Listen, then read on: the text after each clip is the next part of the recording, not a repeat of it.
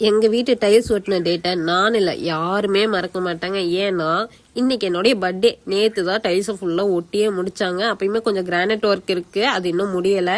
Tiles ஒட்டுறேன்னு night 12 மணி வரைக்கும் tiles ஒட்டு விட்டுட்டு அதுக்கப்புறம் தான் என்னை தூங்கவே தாட்டி விட்டாங்க. எல்லாம் விஷ் பண்ணிட்டு.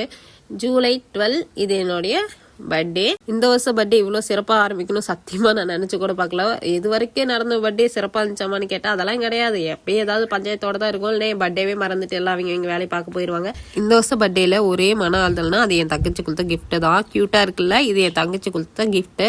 என் ஹஸ்பண்ட் கொடுத்த கிஃப்ட்லாம் எங்கேன்னு கேட்டுறாதீங்க. இது வரைக்கும் ஒரு தடவை கூட அவர் எனக்கு கிஃப்டெல்லாம் பண்ணதில்லை. அது பர்த்டேக்கு இந்தமாரி பண்ணதில்லை. இடப்பட்ட நாளில் என்ன நினைப்பாருன்னு தெரியாது, ஏதாவது வாங்கிட்டு வந்து கொடுத்து சர்ப்ரைஸ் பண்ணுவார். உன் தொண்டையாமல் கீச்சு கீச்சுன்னு பேசிட்டு இருக்கிறேன்லாம் கேட்காதீங்க. அதுக்கும் என்னை விட்டு போறதுக்கு விருப்பம் இல்லை போல. நானும் ஒரு வாரமா தாட்டி ஒன்றும் நினைக்கிறேன். ரிட்டன் என்கிட்டயே வந்துட்டு இருக்கு. என்கிட்ட மட்டும் இல்லை, எங்க வீட்டுல முக்கால்வாசி பேருக்கு சளி.